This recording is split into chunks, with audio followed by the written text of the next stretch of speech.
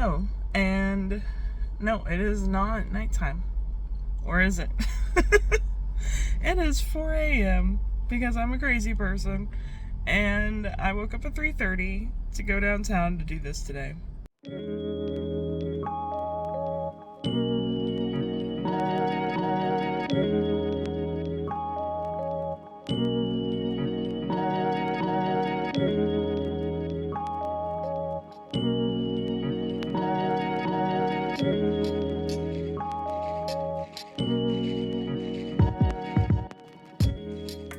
I am here already, and I'm waiting on my friend. She should be here in like 15 minutes or so. I am hungry, so I'm gonna go ahead and eat my breakfast.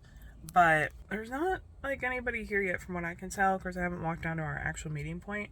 So I guess I'm gonna go ahead and introduce everything. So as you read from the title, I am volunteering to help in the Ironman. I've never even watched Ironman before, so this is very interesting that my first experience will be like seeing it like very hands-on, like in the action. But I'm not gonna be staying for the whole race because the whole race could take basically the entire day, which is insane. They have to swim 1.4 miles. Then they have to bike ride 34 miles.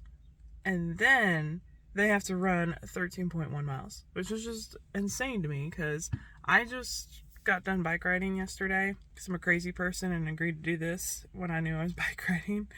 And I about died, and we only did like 10 miles. And yeah, there were hills and stuff. It was more difficult terrain than what they're going to be doing today, but that's nothing compared to what they're doing today, along with all these other activities. So yeah, I am not an athlete. I never will be. So it is crazy. There's like over 3,500 athletes competing in this, which is also insane. There's going to be a ton of people here. There's going to be about 100 of us, I think, out on the water in kayaks or on stand-up paddleboards to help with this whole thing. So our responsibility, us that are on the water that are doing this for the swim portion of the race, which is the very beginning of the race, we are there as like safety. So we're there to kind of line up along the course and be there for a swimmer to grab onto if they need a minute, to like if they get a muscle cramp or they need to take a break for a second, if whatever happens, because they're allowed to do that during the race. They're allowed to do that, during the bike portion or the running portion, but with that, you're on ground. It's easy to do. In the water, not so much.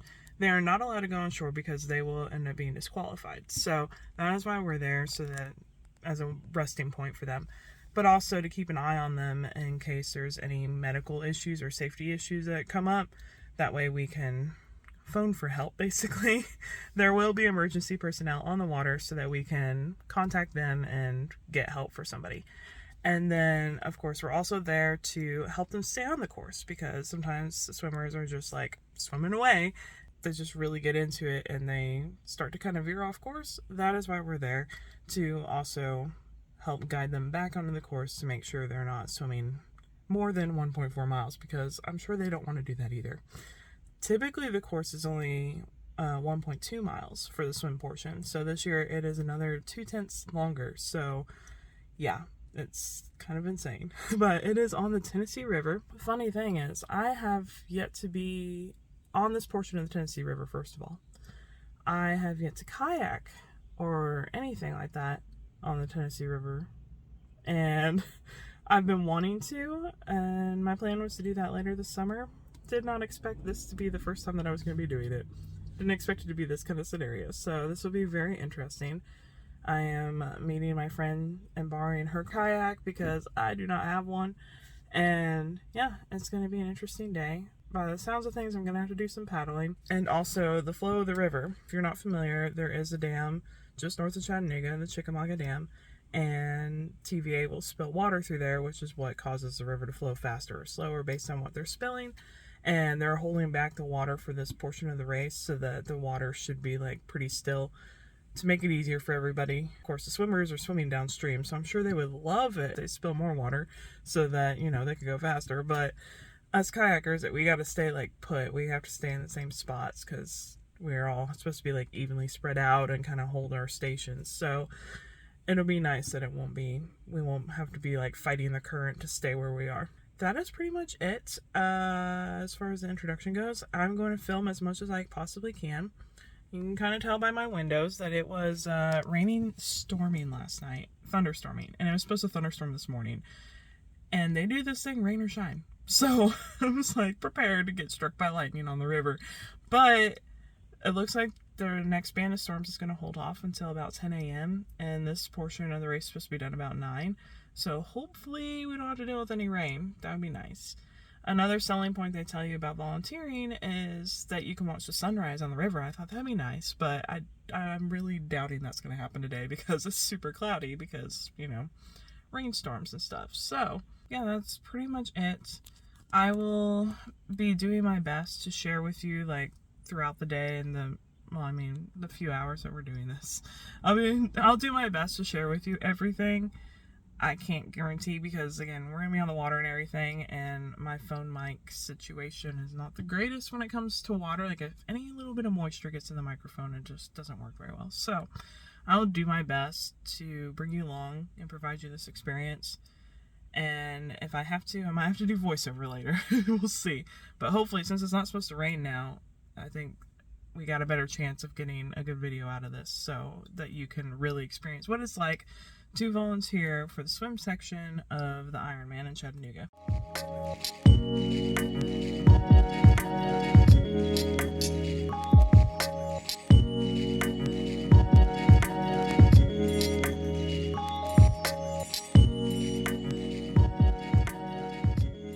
You have to wear your PFD.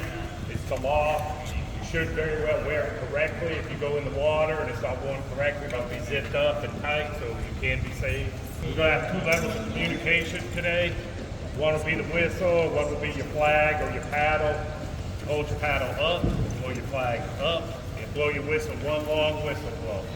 If you need, where it's serious or they're injured and you need help immediately, lots of short blast whistles and wave your flag. If you see the person next to you doing that and they're not getting recognized, start doing yours and point the people towards the person that needs the help.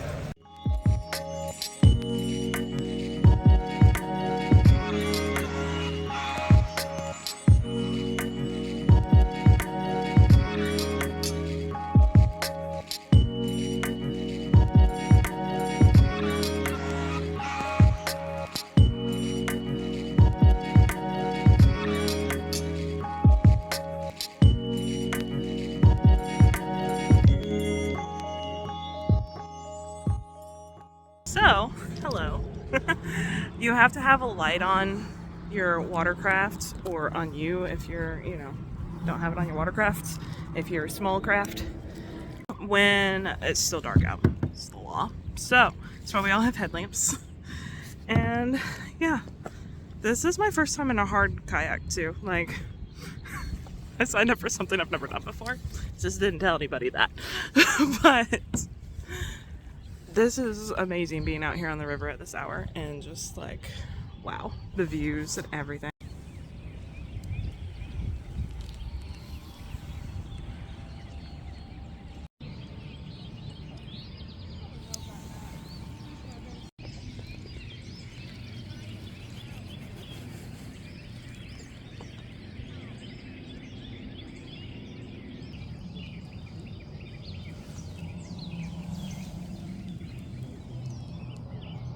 So they've already started and I'm nervous, but thankfully the person in my section has done this before, so she was giving me all these tips and pointers and making me feel a little more comfortable with the situation, but I'm still a little nervous because she said there's a lot of herding that you have to do. It's very easy for them to get off course, so that's going to be most of what you're doing while you're out here, but other people were saying like this is fun and easy, it's like a great time and all, so I'm looking forward to it, but also kind of nervous still. We'll see what happens. So they start out with the pros, which apparently the pros don't really need a whole lot of help. So that is, they just started, that's who we should be seeing coming down in about like 10-15 minutes. And then after that, they kind of do based on your skill levels. So it's just going to get progressively harder for me. Like, it's gonna be, you know, weaker swimmers as the time goes on. And then at the end, when the last group of swimmers comes, everybody kind of just paddles up with them and helps them out, because a lot of them will be really struggling because swimming is not their thing and they're just doing it for the other portions of the race, that sort of thing. So we see them coming.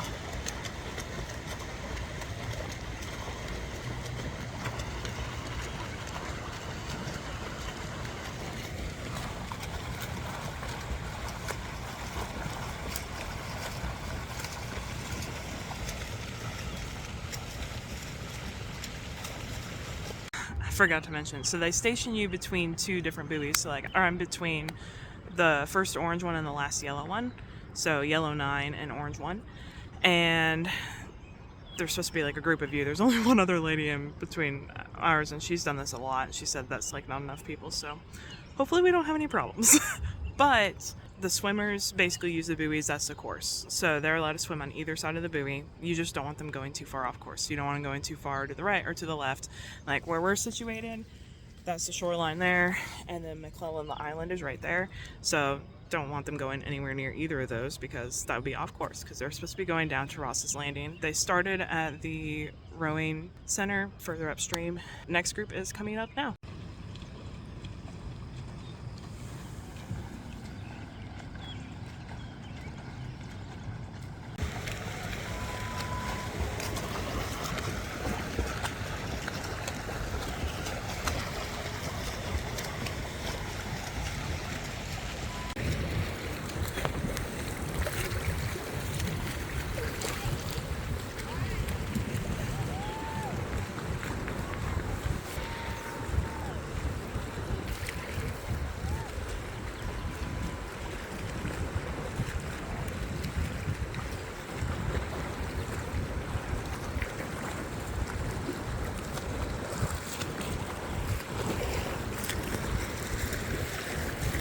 So now they're almost all done. It's just like the slower people, and everybody kind of just picks a person to follow and take them across the finish line. So let's see. I'll sit here and wait and see if I get anybody.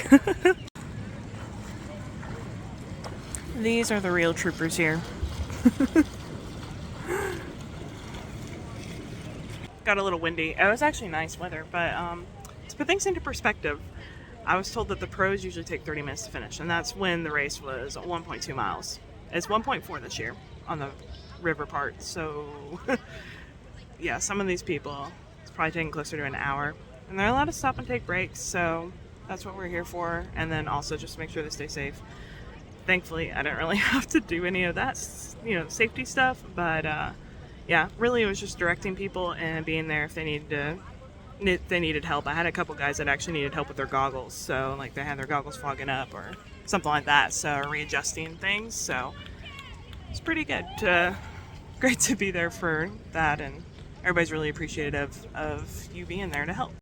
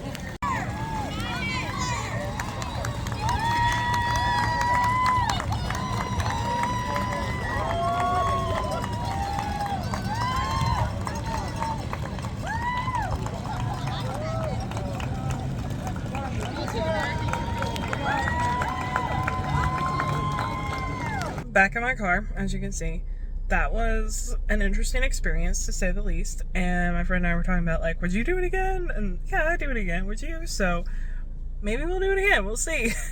It was a little bit stressful at times, but for the most part, I mean, it was fine.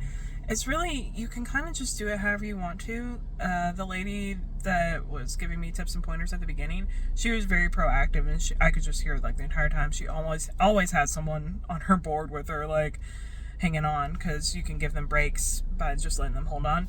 And so she was very like, are you okay? Do you need help? Are you good? Like, she was just constantly doing that. Whereas I was more like kind of stayed away. I was close enough, and I would help like guide people that were getting a little off course. But then, you know, I didn't really talk to a whole lot of people. I was kind of trying to just stay out of the way and let them do their thing. So, I mean, you can kind of approach it either way. The key is just to look for people that look like they're having trouble. I saw a few people that looked like they're having trouble, but when I would ask them, they'd be like, no, I'm fine. It's just like their swim style or whatever. So, like, sometimes you don't know.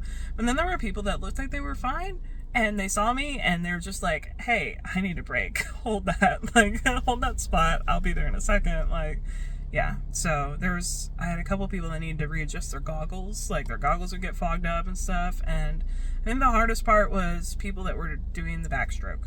People doing the backstroke would get off course really quickly because they can't see where they're going. And they wouldn't stop and look enough. And so it was hard to get their attention. It was hard to keep them on the course. And where I was sitting, there's like a turn that they had to do. And the current takes you like more into the cove, into the wall. So if you're doing the backstroke, you're automatically going to go towards that wall away from the actual course. And so I had to like get those people's attention and like tell them where to go and stuff, and everyone made it fine. There were some people that got taken out early, like earlier on than where I was, and I was at the midway point, and it was just basic things like muscle cramps and stuff like that. So no like serious injuries, nothing crazy. There were no like actual emergencies. Everything was really good. And I think part of that's because the water was warm. Like, it's a good time of the year to be doing this. So, but those people, they're on their bikes now. Like, they're having to go do their bike ride. And that's just insane. And then they'll be running. And I'm not sticking around for any of that today.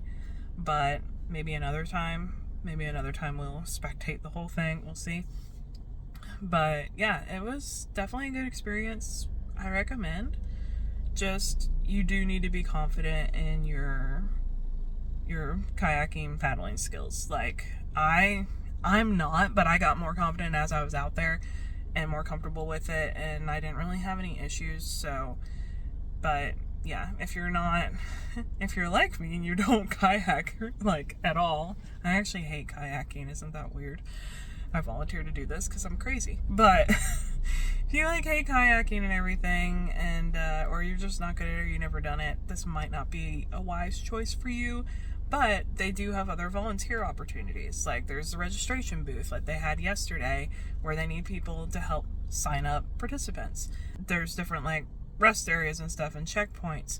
On the bicycle portion and on the running portion, there's checkpoints and stuff where they need people to like, you know, be there and just keep an eye on everybody. And so there's other ways to help. This is honestly probably the most challenging section to be helping with, just because of the responsibility and the fact that most of these athletes are not swimmers. So like, this is their weakest point in the race, and the fact that you're on the water and you gotta be vigilant, because people can't just like stop in the middle of nowhere. So yeah, it's definitely, I say you definitely need to be confident and prepared for it, but at the same time, anybody can do this. So I hope that makes sense.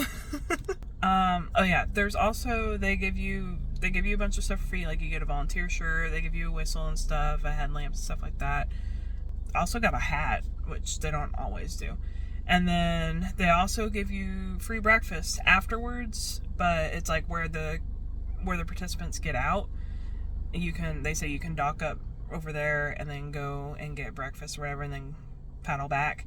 But we were in a hurry to leave, so we didn't do that. So we just paddled back to where we started to take out our kayaks and stuff. So yeah, just something else that they do, because they really appreciate their volunteers. So something else to consider. I am really hungry now because we didn't do that. So I'm going to be eating breakfast here shortly, my second breakfast. But yeah, that's it. I think that's about all. That sums up everything. More details about the race and all the different stuff will be in my blog post, which will be linked below. And if you enjoyed this video, give it a thumbs up, subscribe, and I'll see y'all next week.